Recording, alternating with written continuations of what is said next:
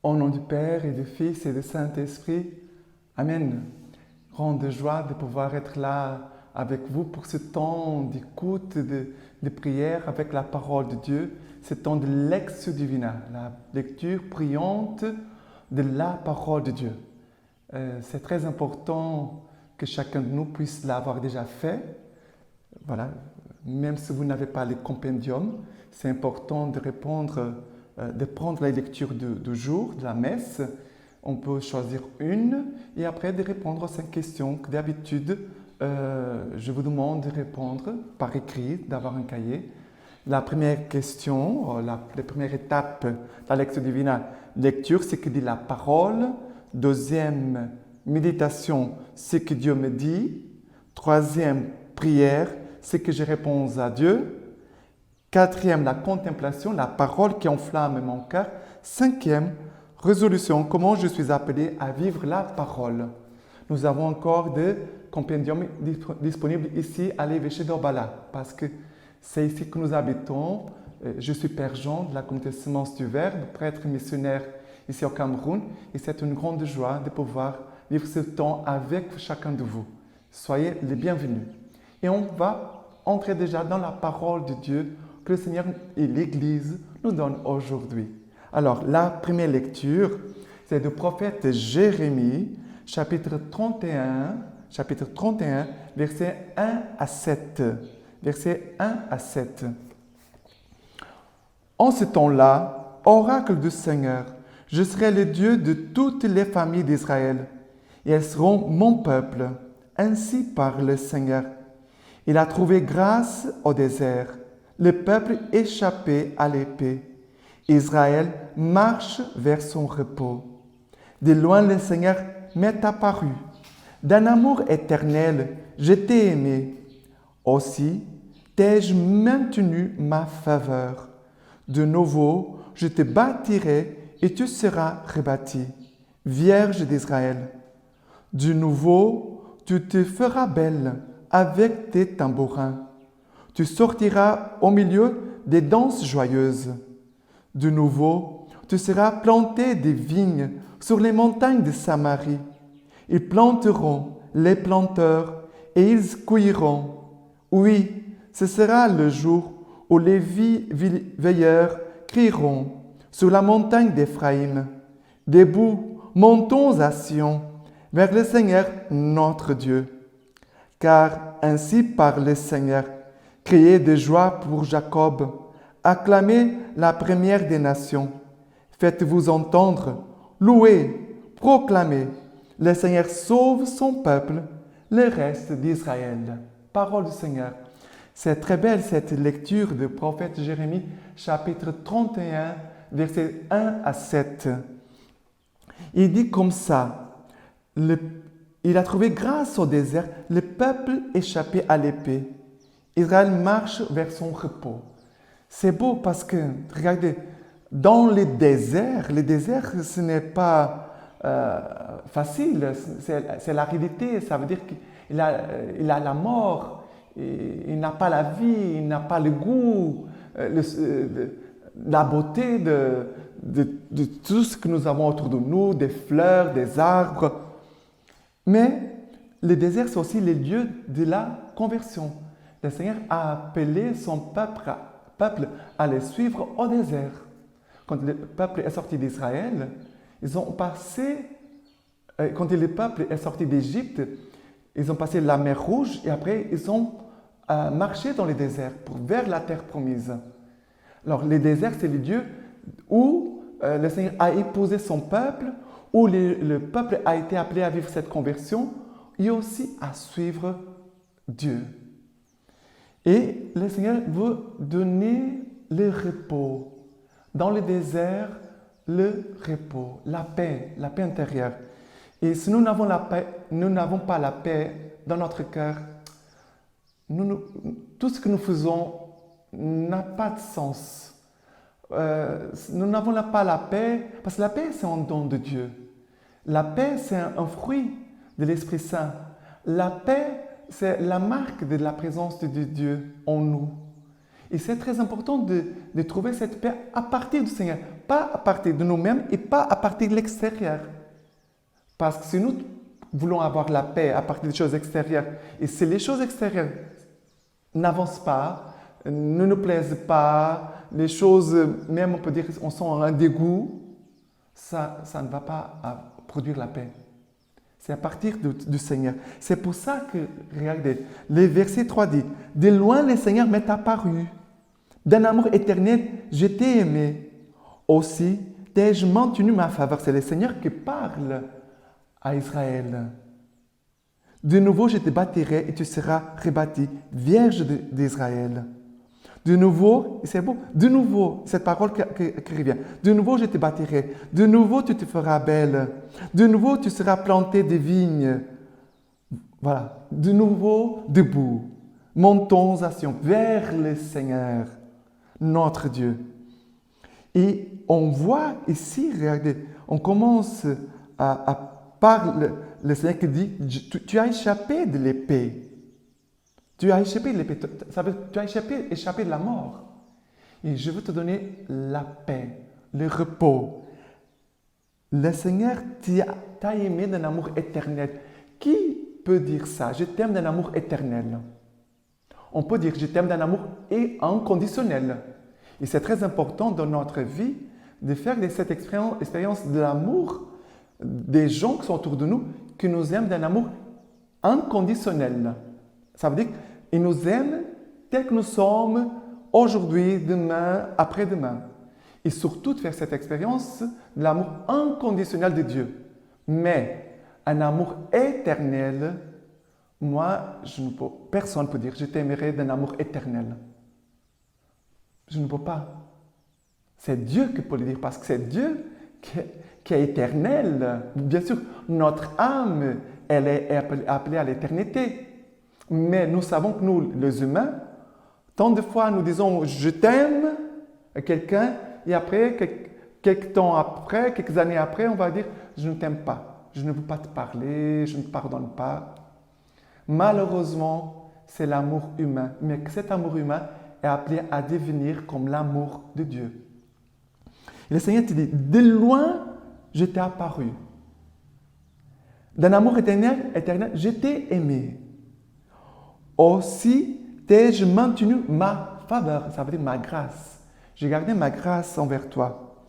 De nouveau, j'y bâtirai et tu seras rebâti. Ça veut dire qu'il a. Le Seigneur dit que je te rebâtirai. Ça veut dire qu'il y a des choses qui sont tombées. Il y a quelque chose qui sont détruites. Et le Seigneur veut rebâtir à nouveau. Ce qui a été détruit en toi, surtout à l'intérieur de toi, dans ton âme, le Seigneur veut rebâtir à nouveau. Mais c'est à partir de la vie spirituelle, c'est à partir de la parole de Dieu. Nous n'avons pas le pouvoir de nous rebâtir ce qui a été cassé, détruit intérieurement. Seulement Dieu peut le faire. Parce que notre Dieu, c'est le Dieu du présent, du passé et de l'avenir. Pour Dieu, il n'a pas d'obstacle.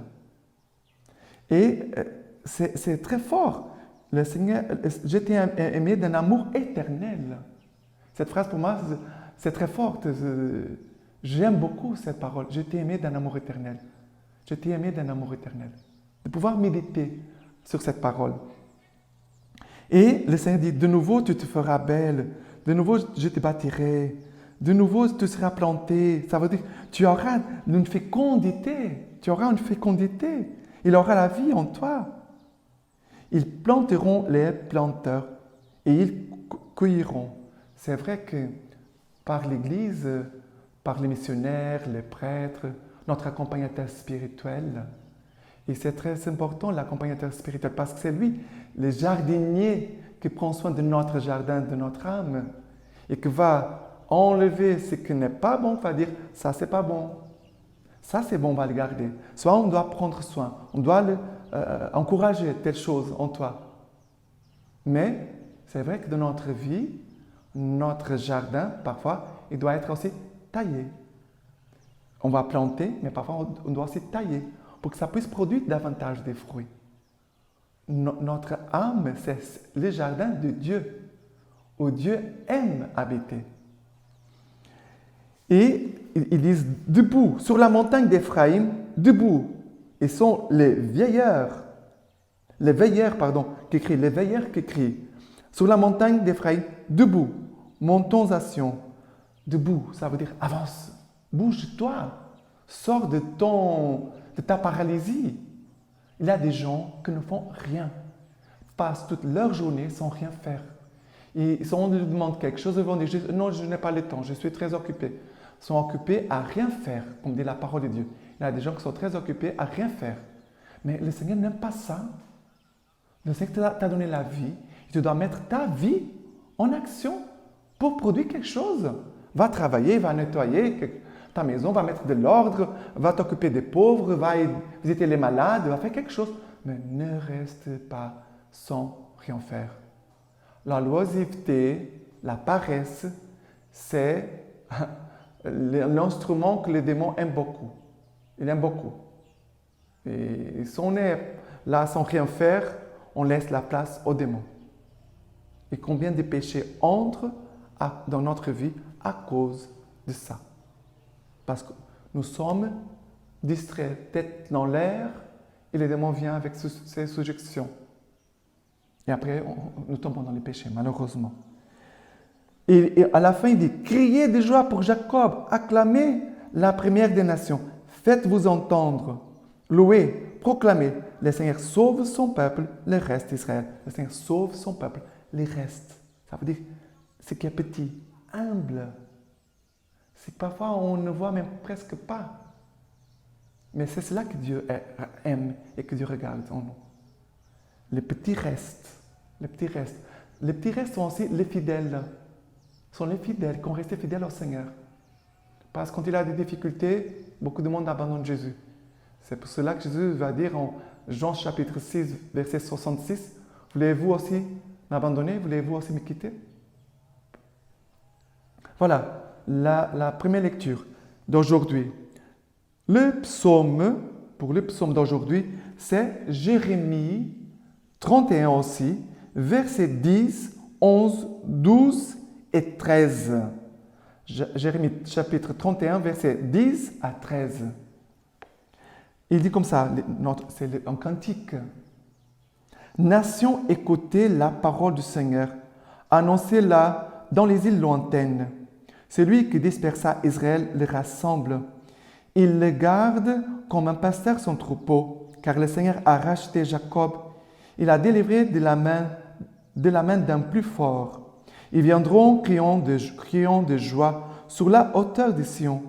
Ils afflueront vers les biens du Seigneur, les blés, les vins nouveaux et l'huile, les brebis et les bœufs.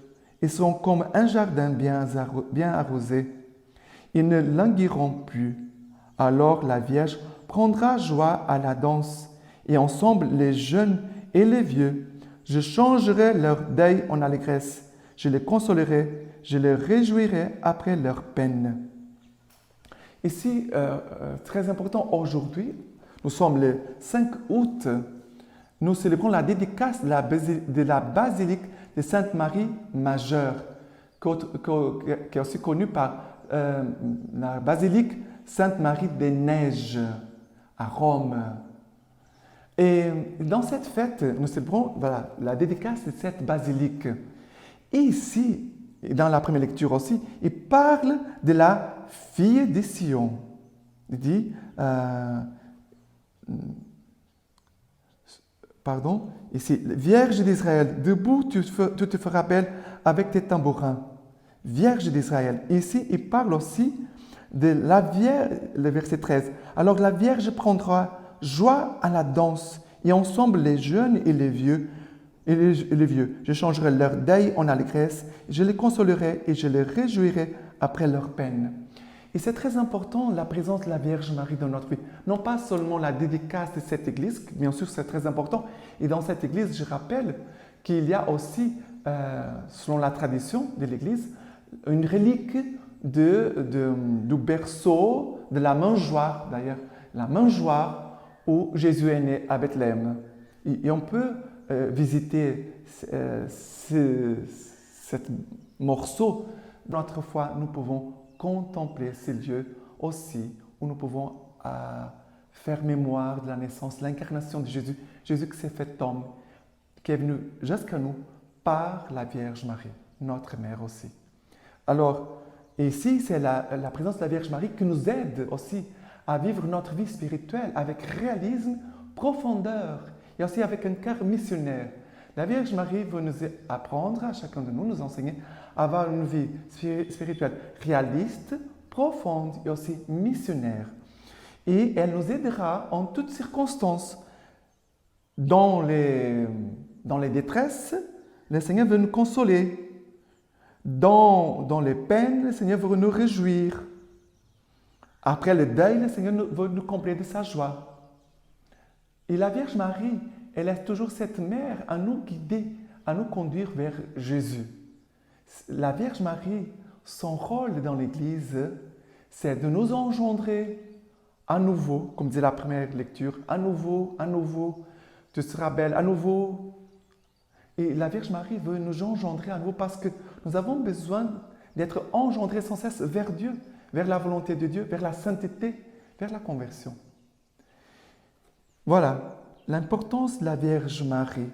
Il y a aussi la Vierge Marie qui nous apprend, nous enseigne aussi à écouter la voix de Dieu. Les premiers versets aujourd'hui de notre psaume disent « Nation, écoutez la parole du Seigneur, annoncez-la dans les îles lointaines. » Ça veut dire tu écoutes avec la Vierge Marie et tu apprends vraiment à garder la parole, à méditer, à la prier et aussi après à l'annoncer, à la porter aux autres. Très beau, vraiment les lectures d'aujourd'hui sont magnifiques. Et pour notre évangile d'aujourd'hui, c'est de l'évangile de Saint Matthieu, chapitre 15, versets 21 à 28. Matthieu 15, versets 21 à 28. Alors, dans cet évangile, nous allons lire.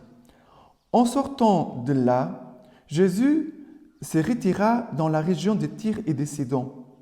Et voici qu'une femme cananéenne, étant sortie de ce territoire, criait en disant « Aie pitié de moi, Seigneur, fils de David, ma fille est fort malmenée par un démon. » Mais il ne lui répondit pas un mot. Ses disciples, s'approchant, lui priaient « Fais-lui grâce, car elle nous poursuit de ses cris. » À quoi il répondit « Je n'ai été envoyé qu'aux brebis perdues de la maison d'Israël. » Mais la femme était arrivée et s'était prosternée devant lui en disant « Seigneur, viens à mon secours. » Il lui répondit « Il ne sied pas de prendre le pain des enfants et de le jeter aux petits chiens. » « Oui, Seigneur, dit-elle, et justement, les petits chiens mangent les miettes qui tombent de la table de leur maître. » Alors Jésus lui répondit, « Ô femme, grande est ta foi, qu'il t'advienne selon ton désir. » Et dès ce moment, sa fille fut guérie. Acclamons la parole du Seigneur, nous rendons grâce à Dieu. Nous célébrons aujourd'hui, comme je viens de dire, la fête de la dédicace de la basilique Sainte-Marie Majeure à Rome, aussi que nous pouvons appeler aussi la basilique Marie des Neiges. Et aussi, je vous rappelle qu'hier, nous avons célébré Saint Jean-Marie Vianney, le saint patron universel des prêtres. Et le Seigneur veut conduire son peuple. Et on voit le Seigneur qui sans cesse conduit son peuple, comme disait la première lecture, j'étais épargné de l'épée, je te ferai monter à la montagne de Sion. Le Seigneur veut nous conduire vers lui. La Vierge Marie, elle est là aussi pour nous aider. Mais le Seigneur nous a donné aussi des prêtres. Jésus, c'est l'unique et vrai grand prêtre. C'est Jésus. Nous, les prêtres, nous recevons notre sacerdoce du Christ. Nous sommes des petits prêtres appelés aussi à vivre un grand sacerdoce. Des petits prêtres pour un grand sacerdoce. Et ici, nous voyons Jésus qui est là avec ses disciples, qui est dans la région de Tyr et de Sidon. Ça veut dire une région de païens. Et il y a une femme cananéenne, ça veut dire une païenne. Elle ne fait pas partie du peuple d'Israël. Et elle crie, elle crie. Elle crie aussi sa douleur, elle crie aussi sa souffrance, elle crie son désespoir. Et parfois, dans notre prière aussi, ça sort des cris dans notre prière vers le Seigneur. Mais le Seigneur écoute nos cris. Le Seigneur écoute nos cris. Et qu'est-ce qui se passe? La femme crie, « Aie pitié de moi, Seigneur, fils de David, ma fille est fort malmenée par un démon. » Elle crie. Mais Jésus ne répond rien. Jésus fait semblant de ne pas écouter. Peut-être Jésus n'a même pas regardé cette femme. Peut-être. Et qu'est-ce qui se passe? Les disciples sont dérangés par les cris de cette femme qui les suivent. Il dit, Seigneur, fais-lui grâce, Seigneur. Donne-le ce qu'elle demande. Seigneur, donne-le ce qu'elle demande. Pourquoi est-ce qu'elle ne nous dérange pas? Regardez. Et ils vont intercéder auprès de Jésus, non pas par compassion. Et il pourrait dire, Seigneur, regarde la souffrance de cette femme. Non, il dit, Seigneur, elle nous dérange par ses cris, elle nous poursuit avec ses cris. Et Jésus répond, et là, la femme va écouter. Jésus va répondre aux disciples, mais aussi il est en train de répondre à la femme. Je n'ai été envoyé qu'aux brebis perdues de la maison d'Israël. Je suis venu pour les brebis d'Israël. Peut-être si tu te sens perdu, Jésus est venu exprès pour toi. Il est venu pour les brebis perdues, exprès pour eux. Et Jésus va dire encore, la femme écoute, elle était prosternée devant lui, elle était prosternée, c'est une attitude d'une grande humilité. Prosternée. Et elle criait encore, Seigneur, viens à mon secours. Elle insiste, c'est une prière. Cette femme, elle est persévérante dans sa prière. Elle est persévérante.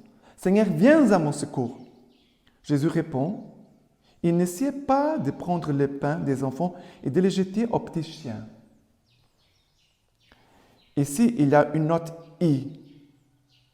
Dans ma Bible, note I, le mot chien. Il dit comme ça, Jésus doit employer au salut des Juifs, enfants de Dieu et des promesses, avant de s'occuper des païens, qui n'étaient pas aux yeux des Juifs que des chiens.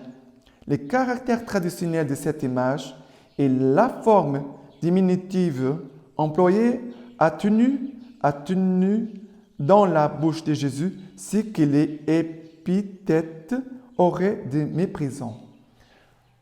Peut-être si nous aurons écouté cette parole de Jésus à la place de cette femme, nous serions très vexés, très humiliés et même fâchés. Peut-être on allait partir en criant, non pas en demandant la grâce de Dieu, mais en injuriant peut-être. Mais cette femme, elle a une humilité, elle a une sagesse et une foi très forte. Et elle va dire, Seigneur, mais les chiens mangent les miettes qui tombent de la table de leur maître. Même les petits chiens mangent les miettes qui tombent de la table de ses maîtres. Et là, Jésus va dire, ah, ô femme, grande est ta foi, qu'il t'advienne selon ton désir. Et à ce moment-là, la fille fut guérie. Très fort, très fort. Très fort. L'humilité et la foi, la persévérance de cette femme. La foi, l'humilité et la persévérance de cette femme. Et regardez ici, nous devons regarder les prêtres. Les prêtres, ici Jésus. Bon, ici c'est Jésus, les prêtres, mais nous devons contempler les mystères du sacerdoce dans notre Église. Les prêtres comme témoins de Dieu qui sauve. Les prêtres comme témoins de l'amour éternel de Dieu pour l'humanité, parce que c'est cela que la première lecture disait, « Je t'ai aimé d'un amour éternel ». Alors, les prêtres comme témoins de l'amour éternel de Dieu envers l'humanité, les prêtres comme serviteurs du bon berger, je suis un serviteur du bon berger, envoyés aux brebis perdues de la maison d'Israël. Voilà, les prêtres comme témoins de Dieu qui vient pour sauver, comme Jésus ici vient sauver cette femme, l'enfant de cette femme. Les prêtres comme témoins de l'amour éternel de Dieu envers l'humanité. Les prêtres comme serviteurs d'un bon berger envoyés aux brebis perdues de la maison d'Israël. Voilà. Que le Seigneur puisse venir nous combler de ses grâces, de son amour. Que le Seigneur nous donne aussi la présence de la Vierge Marie. Et aussi que nous pouvons remercier pour le prêtre encore et demander de saintes et nombreuses vocations pour l'Église. Parce que notre Église a vraiment besoin de bons bergers qui vont chercher les brebis perdues, qui sont là autour de nous, blessés, tristes, qui meurent sans connaître vraiment cet amour éternel de Dieu. Pour finir, je voulais vous lire un petit peu de la lecture patristique d'aujourd'hui. La lecture patristique, c'est une homélie prononcée au concile d'Éphèse. Il dit comme ça: « Nous te saluons donc, Sainte Trinité mystérieuse, qui nous a tous convoqués dans cette église de Sainte Marie, Mère de Dieu. » Sainte Marie, Mère de Dieu. Nous te saluons, Marie, Mère de Dieu, trésor sacré de tout l'univers, astre sans déclin, couronne de la virginité, sceptre de la foi orthodoxe, temple indestructible, demeure de l'incomparable mesurable, incommensurable, Mère et Vierge, à cause de qui est appelé béni dans les saints évangiles, celui qui vient au nom du Seigneur.